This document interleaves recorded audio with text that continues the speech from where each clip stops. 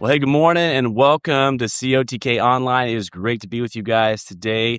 Here in the middle of April, we are jumping into a new series today in the next few weeks called Messy. I don't know about you. We're going to be kind of digging into relationships and family, and but not just family, all the relationships involved. And if you are like me at all, if you have any sort of children in your home, life is always messy. My wife and I this morning, we're just kind of, it's Friday morning here. We record this a couple days early before we put it up so you guys get it at the same time. Everyone's getting it in church.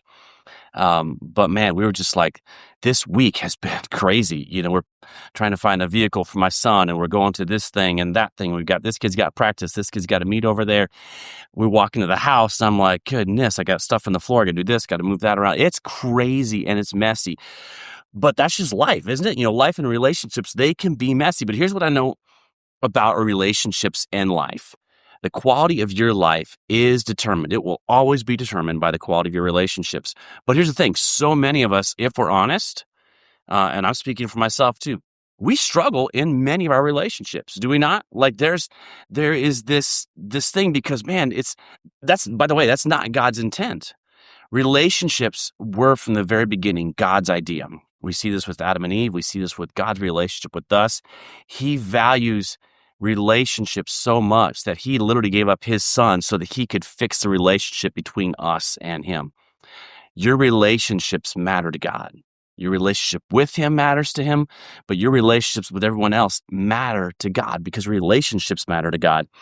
But man, if I was to ask you how many of your relationships seem like they are very heavenly or more like the other place, I'd be like, whoo, they can be a little bit challenging. And if you get nothing else out of today, and we're going to look at a couple spots in scripture, but I want you to know that whatever season you're in, whatever relationship difficulty you're going through, you need to lean into the grace of God and then walk it out.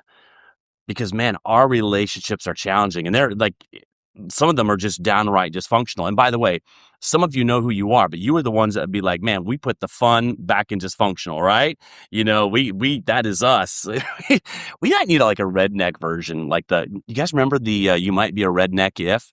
We might need that for like dysfunctional human beings. Your family is dysfunctional when you need a group chat, like mute button, like for your family group chat, and then like prayer covering and like a disclaimer. You've got my family, by the way, if you're out there and you're my family, like I have an awesome family, and my extended family, this would be us. If we had a group chat, we would need like a mute button. We would need, I don't know, like you got one person sending conspiracy theories and then you've got another person arguing politics. You've got somebody else who just discovered emojis. And my family, by the way, I have like the complete gamut of the political spectrum. So we just avoid it for the most part. And then you've got, someone's mom is over there replying, okay to everything, like she's in the FBI monitoring the whole thing. Okay. And then somebody like accidentally sends a private message to the whole group. And then like everyone's mad, that's some of you, anybody besides me, please tell me that is not just my family. And man, nothing says family bonding like typing and then deleting and typing, like you can see the person with the bubbles and then like, who you are, man. And then finally we just quit, man. And here's the thing. We are, as a society, as families, we are more connected than ever, but we're also more divided than ever. And that's just not God's intent. In Jeremiah 29:11, and man, most of us, if you've been around faith for any length of time, we know this verse and we speak it a lot. We love to quote it. It's God talking. He says, I know the plans I have for you, says the Lord. They're plans for good and not for disaster, to give you a hope in the future. But when we look at our family, when we look at the relationships we have, if you're single, the dating you've done, it can be very hard for us to sit there and go, okay, God, you say you've got these plans, but man, I don't see how that's going to work out. Like, that's just the reality of it. And we, by the way, though, when we think about this verse, we often forget that was probably the same thought that the people who got this verse had too. They were kind of like, okay, God, you say this, but how in the world is that going to work out? Because they're in a mess. Jeremiah wrote this letter to the Jewish families that were in captivity in Babylon, and everything about their lives, their family, everything about it was really, really, really messy right then and there. They were uprooted. They had been literally taken from their land as captives and settled in a new country. Like everything about it was messy. And by the way, it was about to get messier. And in probably about 10-ish years, there was going to be a war. There was going to be a famine because they were literally in this city and like people that were left there. So they would lose family members. They would all sorts of stuff. Everything was messy then. It was going to get messier. And in the middle of all this, God says, hey, I've got some really good plans for you. And they're sitting there going, really, God? Like, how? How? You ever ask that? And can I be honest? God's really okay with those questions. He's really okay with you bringing your doubts to him and going, God, I don't know how you're going to do this. Here's the thing. We need to understand, because God understands, that he is always at work in the good and the bad. Always. And he's using it for our good and his glory. It's Romans 8:28. It's the Romans 8:28 principle. We've talked about this a lot. Pastor Todd, he's mentioned this a lot. That we know that God causes everything to work together for the good of those who love God and are called according to his purpose for them. And by the way, the best good that you can get from God, the absolute best good you can get from God, is to know him better. Because the better you know him, the more that you realize like that everything, like, it just makes more sense, or you realize it doesn't really matter. The better we know God, the more we really understand what matters. And here's the thing. It's right after that promise in verse 11 that I know the plans for I have for you, that he actually tells them this. He says, in those days, you're going to pray and I'm going to listen. If you look for me wholeheartedly, you're going to find me and I will be found by you. So God is literally going to them, hey, I know the plans that I have for you, but let me tell you something. The best plan I've got for you is for you to know me. And so how do we, and again, these guys were in a mess. How do we get to the good and the glory when we're in the middle of the mess?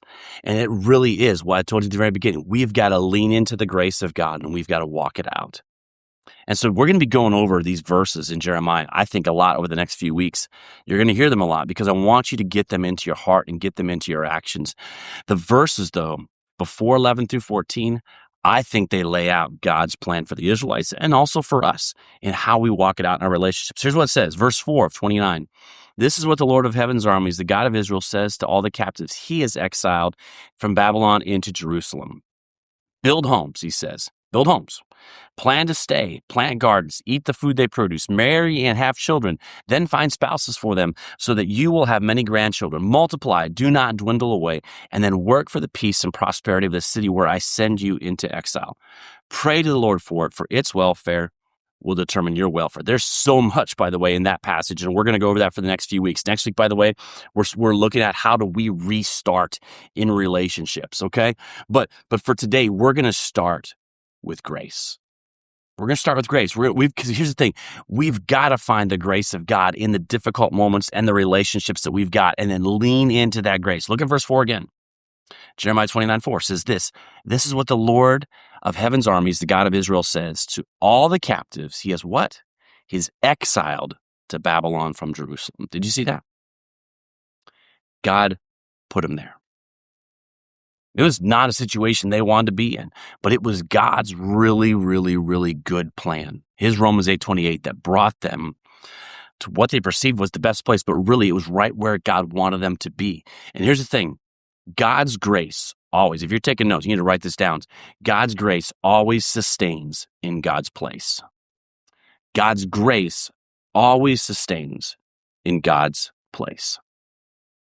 I was reminded, just of something this past week that God drilled into my soul one time. And about 25 years ago, I was working at a church in Houston, and still have great relationship with my pastors that were there at that time in my life. And it's just cool to see how God brings people in your life. But at that moment, it was a really difficult moment for me. And I was basically volunteering full-time at the church. They were covering about half my salary at the time. That was what I was getting paid. And I was sharing a room with somebody too, so it was really even funnier. But I was having to work part-time at the YMCA as a youth counselor, and then I was training horses on the side, like going full-on cowboy just to cover the bills. And man, honestly, at that time, I was just emotionally, all of that. I was frustrated, and honestly, I was done. My heart was not in a good place in that moment. And I remember going into the church sanctuary just to pray and to talk to God. And for whatever reason, I left the lights off in the auditorium. I still, by the way, love to do this. I love to go into places and just, I think for me, maybe for me, and I don't know if, for you learning and growing in your walk with God, finding ways that you connect well with Him is huge. And so for me, I think sometimes it's the distractions. And so by lowering those distractions for me, I oftentimes will pray by turning off lights or having them very low. And so I was just walking around, my eyes had gotten adjusted, and I'm walking around this dark auditorium. By the way, for me, that's another way that I pray, is by, like, I love to walk. It helps me. It really just does. So, little side note, find ways for you that you communicate with God well and practice those. And so I've got the lights off. By the way, if you were probably at Lake Charles today, I would flip the lights off for this part because I don't want you to experience it. But I was sitting there in the auditorium and I could see the outside, and there was this big exit light. If you've been in the buildings, there's always exit lights in these buildings. And there was the exit lights were all over the doors, and I could see outside. And I'm going, man, it looks really bright out there. It looks really good. You could see out there, and here's frustrating. And I'm likening this to my life at that moment, and just going, God, man, like I don't want to be in here anymore. Like, I don't want to be in this situation anymore. Financially, it's hard. I'm not getting anywhere. I want to be out of this situation. And I'm going, God, my personal exit sign looks really good, and it looks really good out there. And I just remember God speaking kindly to my heart and just saying, yeah, but here's the thing, Josh, I didn't call you out there. I called you to be in here. Psalms 119, 105 says, your word is a lamp to my feet and a light for my path. And it's in these moments of confusion, of darkness, when things are just messy, that we have to lean back into God's word, back into His promises, and back into the grace of God. You've got to lean into God's grace and walk it out. Let me ask this question, though, because I thought about this. Do you actually know what grace is? When we talk about God's grace a lot, but do we actually really understand what that is? Grace is simply this. It is God's unmerited favor. It is God giving you what you don't deserve at all, but you desperately need. And I will just be honest, you and I don't care how good you think you are, how much good you think you do, how much great your relationship with God is or not. None of us deserve God's goodness. Zero, zilch, not. We do not deserve God's goodness, but yet He still gives it. And here's the question, though. It's not whether God offers it. It's this: will you receive it? And man, we have a hard time with that. And I think today we're going to look at one of the greatest examples of God's grace in the middle of some really, really messy, sticky situations and relationships. And it's Joseph's family. And we see this in the book of Genesis. We kind of pick up in Genesis 37. It goes all the way through the end of Genesis 50. But it's to me, one of the clearest biblical examples of just how messy a family can get and how God still works through it. Like, God still works through the middle of their mess. So here's some dysfunction we see in this family of Joseph. I have in my notes, I have deep dysfunction in the family. First thing, blatant favoritism. We see Jacob, Joseph's dad. He doesn't even try to hide that he's got a favorite, and it is Joseph. And he openly favors him over his other sons. He even makes him a special coat, which is this unique symbol of love and all these different things. And he's like, yeah, I've got it. There's favoritism, blatant favoritism. And here's the thing, favoritism breeds insecurity. It breeds comparison, resentment. And so Joseph's brothers didn't just like him, they hated him. You may have that in your family. And so that led to sibling jealousy, which led to more hatred, which led to violence. And this wasn't just a mild rivalry. It escalated really quick. I've heard of families just in our church of some of the things they've walked through. And man, things can get really messy really quick. Joseph starts having these dreams, and they actually imply that his brothers and even his parents will bow down to him. And instead of processing this out with Joseph and kind of helping him through it, they just plot to kill him. They're like, that's it. We're done with you. and they literally plot to kill him. And instead of doing that, they ultimately sell him into slavery. But here's the thing: in our family dynamics and our relationship dynamics, unresolved jealousy turns into destructive behavior really, really quick. And by the way, you might want to write this down, but what starts in your heart will ultimately come out in actions. What starts in your heart ultimately comes out in action. So man, it's a good moment, a good gut check to stop and go, what's going on in my heart? Because ultimately it will come out in your actions. The next thing I see, so you've got favoritism, you've got jealousy, you've got poor communication, and really bad emotional immaturity. Like, nobody in this family, when you're reading through these stories, and I encourage you to go back and read it, there's a lot to read. There's some messed up stuff. There's some good stuff too, but there's some messed up stuff. But nobody in this family seems to find ways to talk through things in a healthy way. Joseph has no wisdom, at first, which is funny because he becomes a man that God gives great wisdom to. But early on, the dude's stupid. He's going to his brothers and he's like, hey man, you guys are going to bow down to me. That's pretty cool, huh? And it's the truth. God's given him these dreams, but he has no idea what that even means, what it looks like. And his brothers, instead of talking this out and going, man, they suppress this until it explodes. And I'm sure you've experienced that. You may be the one that's done it. You may have had that. And Jacob takes a back seat instead of actually going, hey, son, you need to shut your mouth, or let's talk through this, or helping him do that. He just avoids it. He doesn't really address it at all. He says a couple things, but for the most part, he just lets it. And the silence and the immaturity ultimately create the pressure in this family that ultimately just erupts. And man, then there's deception. There's deception in this family, but here's the thing: it's not just in this moment. It didn't just start with Joseph. It's generational. We see it with Abraham, his great grandfather. We see it in Isaac. We see it in Jacob. Jacob's name literally means deceiver. So Joseph's dad, his name that he is given means someone who deceives or supplants. And so there has been deception in this family. Man, what about this? What are some of the things that you see in your family that have been passed down from generation to generation? There's a lot. Jacob, even Joseph's dad, steals a family blessing through deception from his own father. And so now we get to Joseph, and these guys are so angry at Joseph that they plot to kill him and ultimately sell him. And the way they do this is they just take his robe and shred it and cover it in blood and bring it back to his dad. And they're like, hey, we think this might be your sons. They're deceiving their dad. So there's deception that just goes on and on and on. And here's the thing: what's not dealt with in one generation will continue to show up in the next, and the next, and the next, and the next. Some of you today may need to actually stop and go, man, what do I need to address in my family?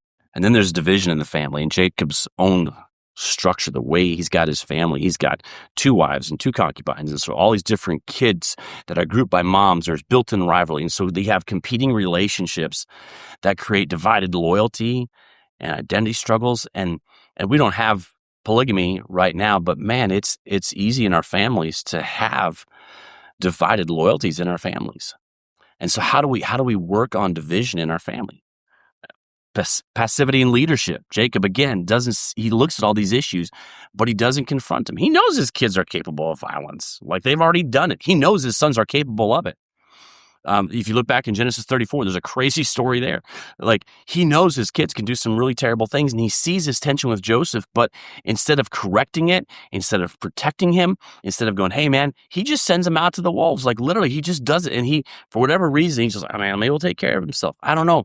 But man, even as a father, there are things that we just will choose to ignore and kind of maybe hope they'll fix themselves, but they don't. And so his passive leadership allowed all this dysfunction to keep on growing unchecked. And then, man, trauma mixed with grief that just lingers.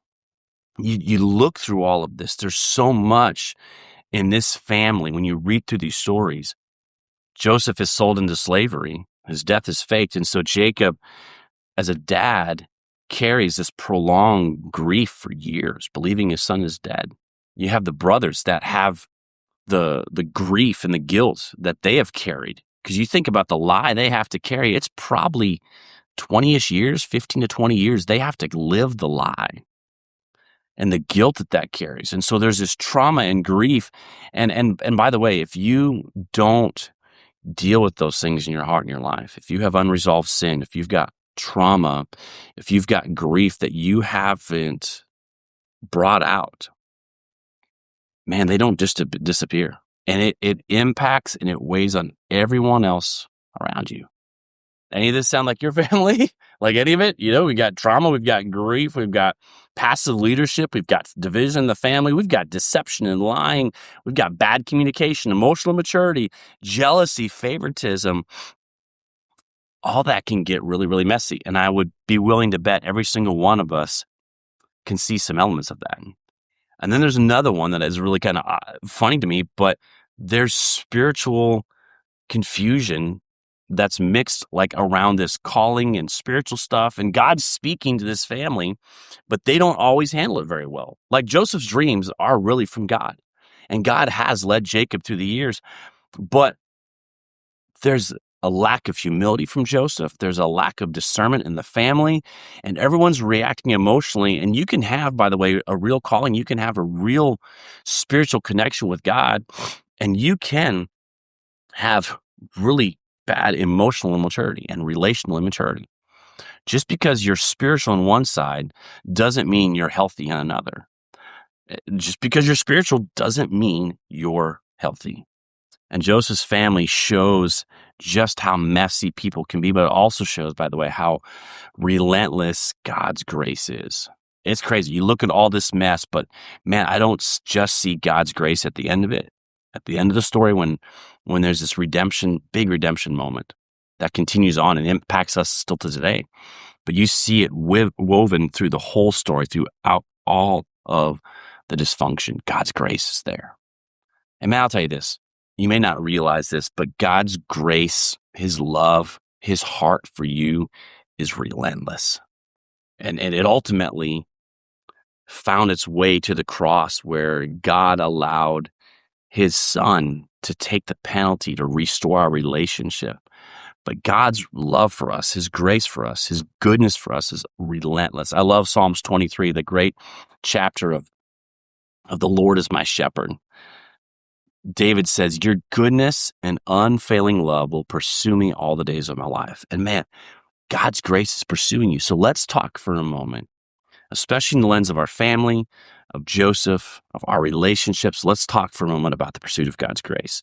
And by the way, if you don't know the story of Joseph, again, you see it starting in chapter 37, but I encourage you to go to read it. But if you did not know it, he was one of 12 sons from Jacob. So Jacob was the son of Isaac, who was the son of Abraham. So this is God's doing some cool stuff in his family. We'll ultimately see it come out all the way through Jesus that impacts us today. But there's problems in this family. And it goes back to the favoritism. And ultimately, some of the brothers say, you know what? We're so tired of this. We're just going to kill Joseph and be done with this stupid idiot. And they're trying to figure out how to do it. And ultimately, they come up with the plan of, instead of actually killing him, because that would be really bad, we're just going to sell him as a slave. That sounds way better. Man, when we allow things in our heart, in our life to like grow, our best ideas are really bad sometimes, aren't they? Like, you ever like realize, oh man, it seemed really good at the time. That was a bad idea. So they literally sell him to slave traders and fake his death. But this is a great idea. Let's do that. Oh man, there's a word in Hebrew, I've mentioned it before, called the akrit, and Proverbs does a lot of it. It says, it's the phrase "in the end," and it talks about how oftentimes we will see something, we go, oh, that's a good idea, and we do it, but not seeing the in the end. It means what comes after. It's like what's hidden behind, and we oftentimes do not think through the implications of our decisions. And I guarantee you his brothers did not either. In chapter 39, Joseph was taken, this is after he's been sold, to Egypt by the Ishmaelite traders, and he was purchased by Potiphar, an Egyptian officer. Potiphar was the captain of the guard for Pharaoh, the king of Egypt. And the Lord was with Joseph, and so he succeeded in everything he did as he served in the house of Egyptian master. Potiphar noticed this and realized that the Lord was with Joseph. By the way, 4 different times that phrase, with Joseph, Lord is with Joseph, happens in this chapter. And man, God is with you even through some of the really rough stuff. Potiphar noticed this and realized the Lord was with Joseph, giving him success in everything he did. And so it pleased Potiphar. So he soon made Joseph his personal attendant. He put him in charge of his entire household and everything he owned. And from the day Joseph was put in charge of his master's household and property, the Lord began to bless Potiphar's household for Joseph's sake. All his affairs ran smoothly and his crops and livestock flourished. Man, when we're in the middle of the mess, like when we talk about the pursuit of God's grace for us, God, his grace comes out in protection for us. Like, here's the thing. For Joseph, everything should have gone wrong. It should have gone way worse. But God preserved his life over and over again. His brothers planned to kill him, but instead they sell him. How does that happen? That's God's grace. In Genesis 39, like just right after this, he is falsely accused of the rape of his master's wife, or the attempted rape. And instead of being killed, which if you think it, like it should have happened, he should have been killed, but instead he's put in prison. That doesn't happen for guys that are accused of raping their master. This is a slave. You don't just get tossed in prison, they get killed. But that's what's happened. He's tossed in prison. And even in betrayal, God limits the damage. It could have been way, way, way worse, but God intervenes. And man, I'll tell you this, you may be experiencing some difficulties in your life because of what something or someone what has happened to you because of someone else. Like, I don't doubt that you are going through, a lot of us listening today, we can be going through some stuff because of what someone else has done. But I promise you this, you have no idea what it would have been like if God hadn't been involved. And you may not even see it right now. I promise you, Joseph in those moments probably didn't realize God's hand of protection in him, his grace, his protection for that. But I promise you, God is with him and God is with you. And God doesn't keep Joseph from hardship, though. I want you to understand that. God didn't keep Joseph from hardship, but he is with him in it. And God's not going to keep you from hardship either, but he will be with you in it. It's not just us sitting there and going, oh man, like if I'm a Christian, I follow God, everything's going to be easy. Everything's going to be good. Bad things shouldn't happen.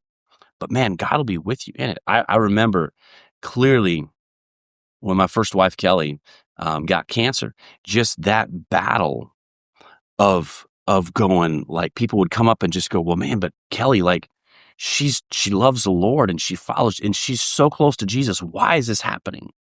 We ask a lot of these why questions, but God doesn't keep hardship from coming. He just promises to be with it. And I promise you, though, there is protection in that, and you don't know what it would have been like without. There's a second thing I see in grace. There was grace for Joseph in the pit and in the prison. In chapter 39, verse 2, I've mentioned this before, but it says the Lord was with Joseph. So he succeeded in everything he did as he served in the home of his Egyptian master. Don't forget, he's a slave. This is not exactly where he wanted to be. He didn't want to be a slave. He would rather be home with his family, being basically a prince, essentially. But no, he's a slave.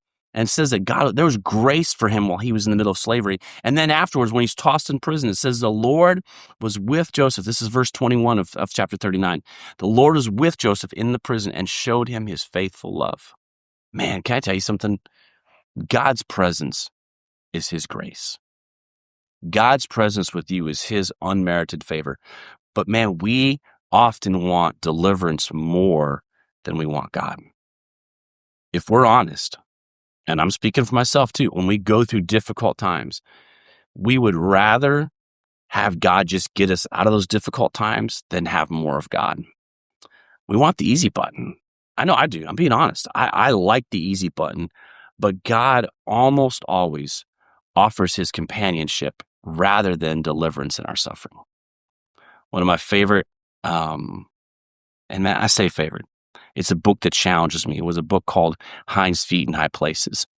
And it was written as an allegory, a picture of what this life of faith is. And the author uses a story of someone who's called Much Afraid, who has a limp. She can't walk right. And the Lord takes her through on this journey of healing. But it's not healing the way she thinks it. And he brings her through some very, very difficult times. That's how God operates so much. His grace for us is his presence of walking with us, of being nearby.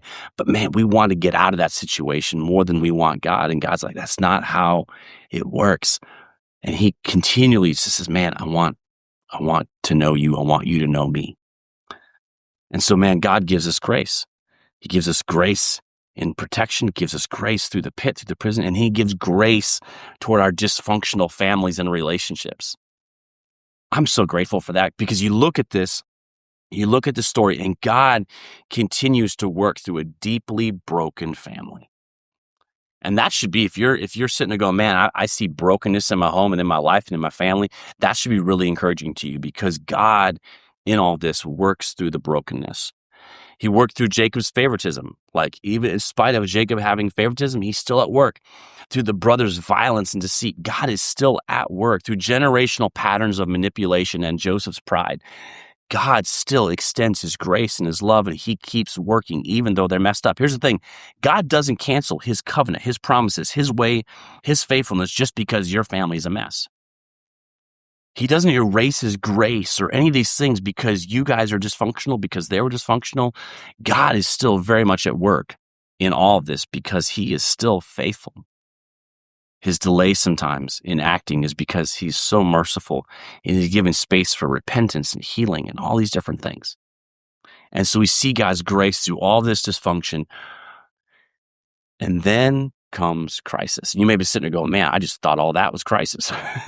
And there was a lot of it that was. But there's crisis coming. There's still more to go. And put yourself for a moment in Jacob's family and just think about this. There's crisis in the loss of a child. And Jacob had already experienced that with Joseph. One of his sons, Judah, would lose 2 sons. And they were adults at the time, but still the pain of losing a child. They experienced, Judah did, his dad did, they experienced the loss of a spouse. Having walked through that myself, that is a pain and a crisis that I do not wish on anyone. There's the crisis of the trauma of guilt. And man, I can't wonder, looking at Jacob, looking at the sons, and wondering how many times they look at the things they're walking through and going, man, is this because of what I did in the past? Like, is this God, like, punishing me for something I did? Like, I can't imagine how many times they ask that question, but the crisis of these things.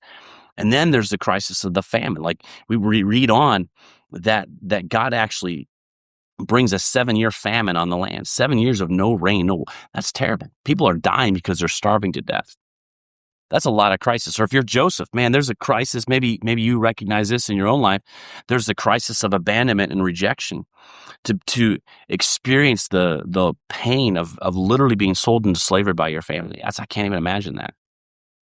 There's the crisis of false accusation, crisis of being in a literal prisoner, or maybe for you a proverbial one. But there's crisis over and over and over again. But in all the crisis, I see God's grace in crisis. Here's the thing. God allows crisis and problems in our life to be his vehicle of healing and redemption. But man, we don't think that way. God uses crisis to bring healing, to bring redemption, to bring restoration, to strengthen, to grow us. Why? Because crisis has a way, and problems have a way of forcing us to come face to face with things that we've shoved deep down and tried to forget. It just does. In chapter 42 of Genesis, there's been this famine ongoing. It's a few years into it. And Egypt, because of Joseph, has actually stored up a lot of grain, and they're selling it. And so when Jacob hears that there is grain available in Egypt, he says to his sons, why are you still standing here looking at one another? I've heard there's grain in Egypt. Go down there and buy enough grain to keep us alive. Otherwise, we'll die. And so Joseph's 10 older brothers went down to Egypt to buy grain. So these are 10 of Joseph's brothers. They're coming down to buy grain. These are the ones that are responsible for where Joseph is. He's now, by the way, in charge of all of Egypt because God elevated him. In the middle of all of his pain, while he was in prison, God used him to tell a dream. And God elevated him to a place that, and by the way, God used all that crisis to get him to this place. And so since Joseph was the governor of all of Egypt, it says in verse 6, and in charge of selling grain to all the people, it was him that the brothers came. Crisis has a way of bringing you face to face. And when they arrived, they bowed down before him with their faces to the ground. Joseph recognized his brothers instantly. But he pretended to be a stranger and spoke harshly to him. Where are you from? He demanded. From the land of Canaan, they replied. We have come to buy food. And although Joseph recognized his brothers, they did not recognize him. Here's the thing. The famine that we see in Genesis 41 and 42, it's so severe. It becomes, though, the turning point in all this whole story. Because here's the thing, it forces the brothers to go down to Egypt. It brings them to a place they never would have gone before. It brings them face to face with something that they didn't even realize, but it was something they had buried deep down that they thought was done and over with. Man, we got rid of our brother. We sold him to slavery. That's done. But they're still dealing with this guilt, and they've shoved that down for so long. But it also brought Joseph face to face with his deepest hurt and pain, his deepest rejection, something he'd almost forgotten. His life had gotten so good, he'd almost forgotten it. In chapter 41, verse 50, it says, during this time, before the first famine years, 2 sons were born to Joseph and his wife.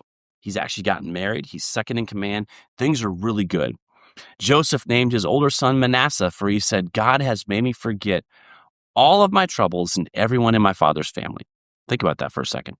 God has made me forget all of my troubles and everyone in my father's family. Then he has a second son. He names him Ephraim, for he says, God has made me fruitful in the land of my grief. Man, life is really, really good for Joseph. But I don't think, and especially as I read through this, that he is even fully healed from the wounds of his family. Think about those phrases. Forget my troubles and my father's family. The land of my grief, he calls the place where he's at right now. Do these sound like statements from a man who's healed or a man who's still got some stuff he's got to get healing from? I don't know about you, but you just don't forget your father's family. And I think he's kind of putting something on this situation, but there's still some deep hurts and griefs that he hasn't healed from yet. And here's the thing, God's grace in this whole story, when I read through this, God's grace wasn't just for all the messed up people in Joseph's family. God's grace was also for Joseph. It was for Joseph too. God loved him so much that he knew he had to bring healing to both the brothers and to Joseph. It took a crisis. It took a crisis to put this family in a place where they could get healing. And so I want to challenge you, just kind of like I go back to that moment when I'm walking through the dark sanctuary, just going, God, I don't like it here. Let me challenge you something. Don't despise the dark moments in your life. Don't despise the times of crisis and the times of problems. And man, because it's in these moments that God uses them to bring healing. And man, I could go into the grace that we see throughout the story and forgiveness and reconciliation, restoration. But I will tell you this, God wasn't just rescuing individuals through this story. And he did. He rescued people through Joseph. Physically rescued people out of starvation. But God wasn't just rescuing individuals. He was healing relationships. And the biggest grace I see is Joseph understanding that God was in the middle of it the whole time. In the end, Joseph understands that God was in the middle of the whole thing. The hurt, the pain, the rejection, the betrayal. He's able to step back and go, wait a minute. Yeah, they did some stuff. In chapter 50, the Israelites have now come down to Egypt. God has restored and brought healing. They have their own place. They're well taken care of. His brothers are living in the land of Goshen, which is not close, by the way. And there's probably a little something there too, where even though you can have healing and forgiveness, it doesn't always mean you still need to walk as closely with someone as you did before. And so there's maybe some, you could dig into that a little bit, but there's been healing and restoration.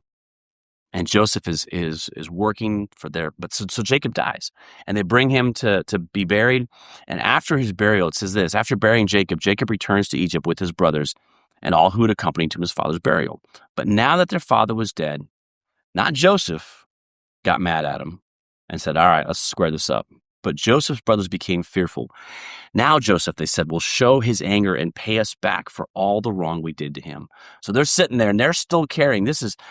Jacob has been now in Egypt for about 15 years before he passed away. So you think about the time that has gone on for this. From the time they first did this to Joseph, it's been 30, 35, maybe 40 years since they first sold their brother into slavery. God has brought them through all that, brought them to their brother. There's been forgiveness.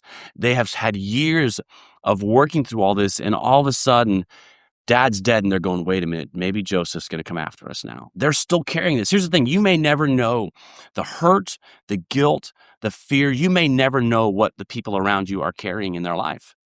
And you aren't responsible for what someone chooses to hold on to in their heart. But I will tell you this, you are responsible to how you respond to their hurt and their fear. So they've come to him, they're freaking out. And so they've sent this message. They didn't even go. They sent this message before Joseph. And by the way, going back to the dysfunction in their family, there's probably some lying in here as well. They sent this message to Joseph in verse 16 of chapter 50. Before your father died, he instructed us to say to you, please forgive your brothers for the great wrong they did to you, for their sin of treating you so cruelly. And so we, the servants of God, your father, beg you to forgive our sin. When Joseph received the message, he broke down and wept. And man, I think he's just going, they still don't see it. And then his brothers came and they threw themselves down before Joseph and they said, look, we're your slaves. They've carried this for so long.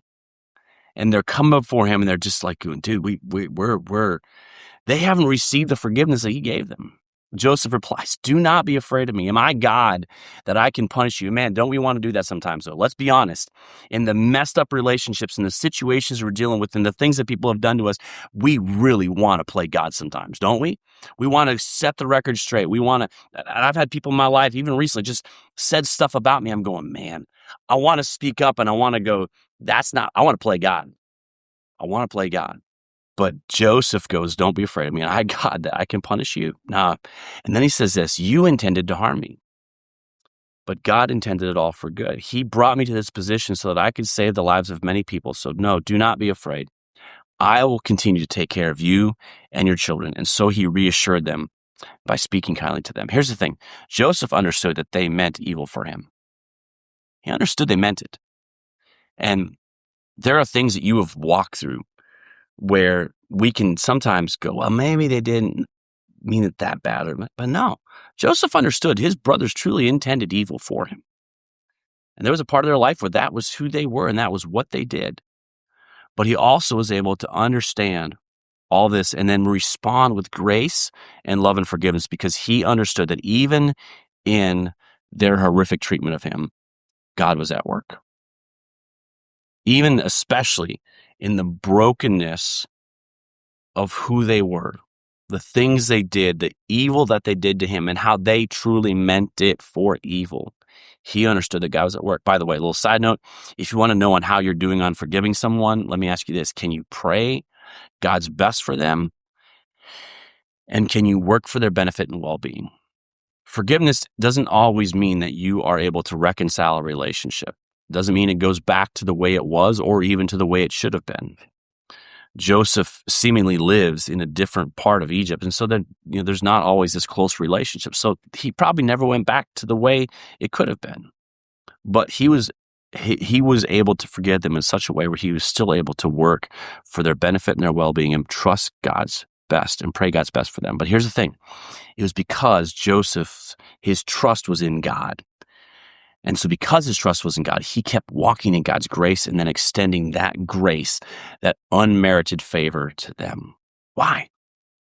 Because he understood that there was grace in the bigger story. God's plan, and this is where I'm kind of wrapping it up today, God's plan is not derailed by human failure.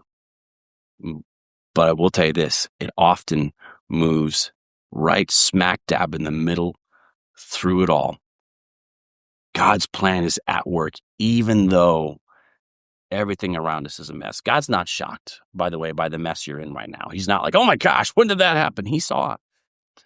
And that can be really hard sometimes to know that God saw the things that happened to you. I get there's people listening today, people that'll be hearing me on Sunday that have walked through some really, really difficult things. You may be like Joseph and go, man, I've had some pretty horrible things done to me. God's not shocked by those things. He knows how broken the world is. But God sees something so much bigger than what we see. And in the middle of all this, he's asking us, hey, will you trust me? Will you walk with me? Will you receive my presence more than my deliverance? I'm not necessarily going to bring you out of this right away, but I'm going to walk with you through it. And here's what I know. Grace is given for every season, but not everyone walks in it because receiving grace is a choice. I remember we're coming up on, it'll be 11 years this fall that we got the word cancer for the first time with my first wife, Kelly. And I remember just experiencing such peace. Both of us did. Kelly and I have been in that moment. And watching just as God just poured out his peace in his life. It was grace. It was grace for that season. But I also watched as people around us struggled a lot with that. And I realized that God does give grace. He offers his grace. Just, it's our choice as to whether or not we receive that grace and then walk it out. So man, where you are at in this story today? Where are you at? We think through the whole story of Joseph and Jacob and the brothers. Where are you at? Maybe you're like Jacob and you, because of the way you've handled the people around you, maybe it's your family, maybe it's those you work with, you've had favorites, and so you've created jealousy and resentment because of how you've treated people. Maybe you've treated them poorly, but you've created problems because of how you've treated people. Maybe you're like Jacob again, and you've not dealt with the things you should have. You've been passive in family or spiritual leadership or friendships, and you've allowed things to just go on in your home or your relationships. And man, you need to lead better. Maybe you're like the brothers, and instead of dealing with the pain and the hurt, the things that have been said to you, the things that people have done, you've allowed jealousy to grow in your heart, or anger or frustration to the point where you're hating them, and you're looking at ways to sabotage them.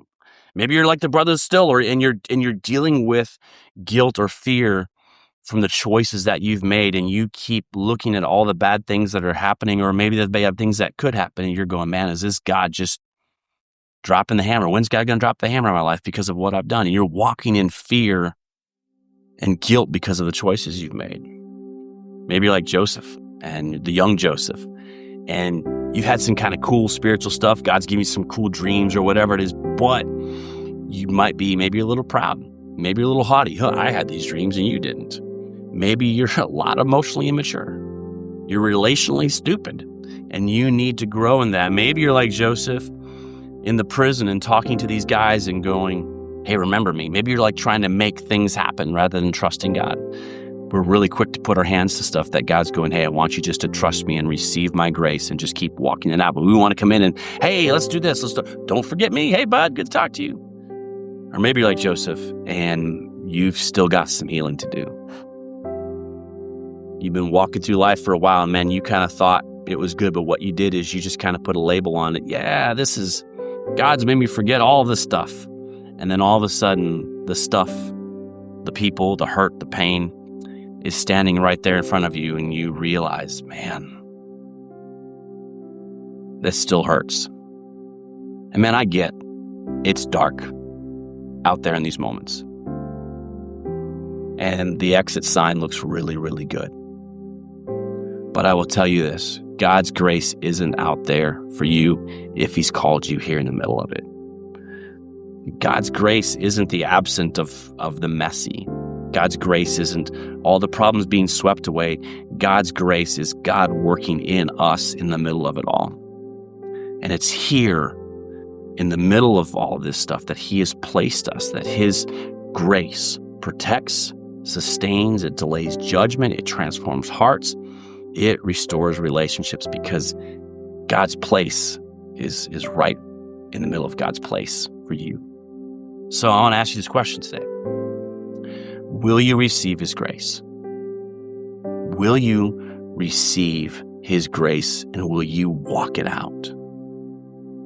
Maybe today you're going, man, I've got some relationships, because that's what this is really about. I've got some relationships with people that I need some grace for. I need to see healing and restoration. I need to extend forgiveness. I need to go back and do some things differently. I want to pray for you. And maybe it's that you need to receive the grace and the forgiveness of God for you. Let me pray for you. God, I just thank you so much for everyone that's here today. And Lord, I pray that we would receive your grace as we look at these relationships, the problems we have, that we would choose to receive your grace and walk it out.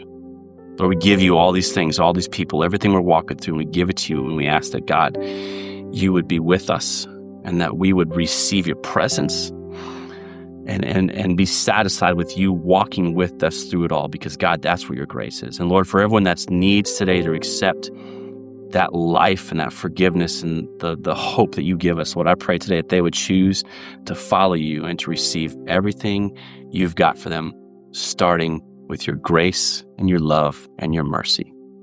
In Jesus' name, amen. Man, thank you guys for being with us today. I pray that you receive God's grace and you walk it out. And man, you come back next week as we talk about how we restart in relationships. Love y'all. Have a great one. Take care.